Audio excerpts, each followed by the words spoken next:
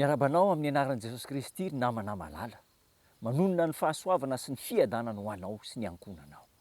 Ary manararaotra ihany mbola miarabanao amin'ity taona vaovao ity ho taom-pahasambarana, taom-pahombiazana, taom-piadanana ho an'ny sambatan'olona, ho an'ny tsirairay avy izao taona vaovao hatrehintsika izao. Lohahevitra ho jerentsika dia mahakasika ny amin'ny hoe vavaka ihany. Niresakitsika ny amin'ny hoe rehefa mivavaka dia manana fofeny fankasitrahana.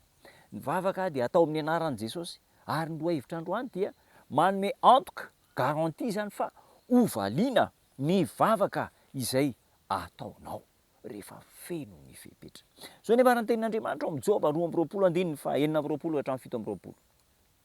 Fa amin'izany dia iravoravo amin'ny tsy toy ianao ka hanandratra ny tavanao amin'Andriamanitra raha mifona aminy ianao dia hiaino anao izy ary ny voadinao dia hiefainao. Torohevitra nataon'i Joba izy io rehefa avy nandalo fahoriana sy fisedrana mafy kanefa naomby sy nandresy, nangataka tamin'Andriamanitra i Joba. Inona ny ratsy ataoko? Nifona tamin'ny oson-davenina tena nitorevaka tamin'ny tany, niaiky ny heloka tamin'Andriamanitra, nanandratra n'Andriamanitra lehibe sy mpamorona, mpanjaka ny mpanjaka. Ary taorianan'izay, inona ny zavatra nitranga? Raha mijery ny tantaran'i Joba, novaliana i Joba.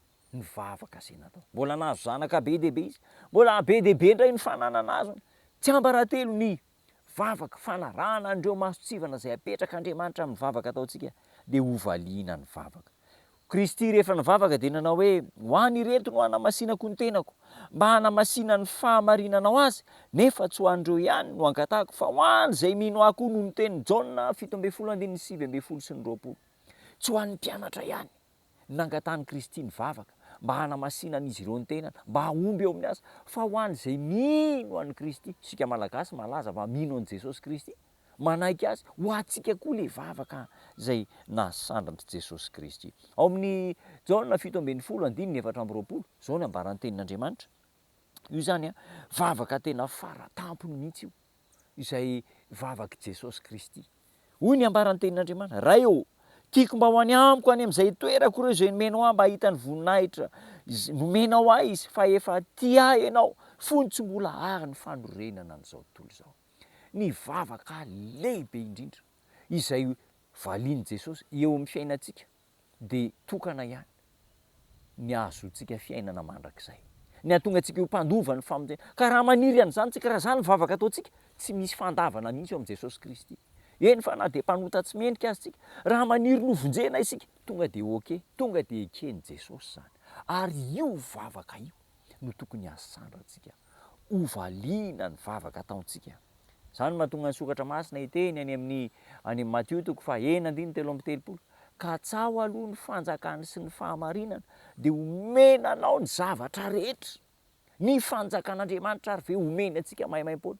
Maika fa izay zavatra ilaintsika eto tany, ny harena, ny vola, ny fahaizana, ny vady, ny trano, io tsy omen'Andriamanitra antsika ve? Ny fanjakan'ny lanitra, ny zanan'ilay tokana azy no omeny maimaim-poana ho antsika. Io lokatsana dia ho azonao ny zavatra rehetra. Manaiky an'izany ve ianao?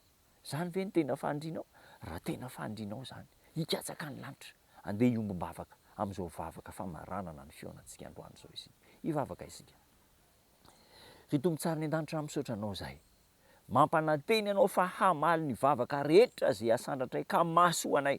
Ambonin'izany nefa mehoery izahay, ataovy tonga saina izay mba hikatsaka ny lanitra, ny fiainana mandrakizay lohalarana eo amin'ny tsirairay, eo amin'ny isan-tokantrano, eo amin'ny fiangonanao rehetra.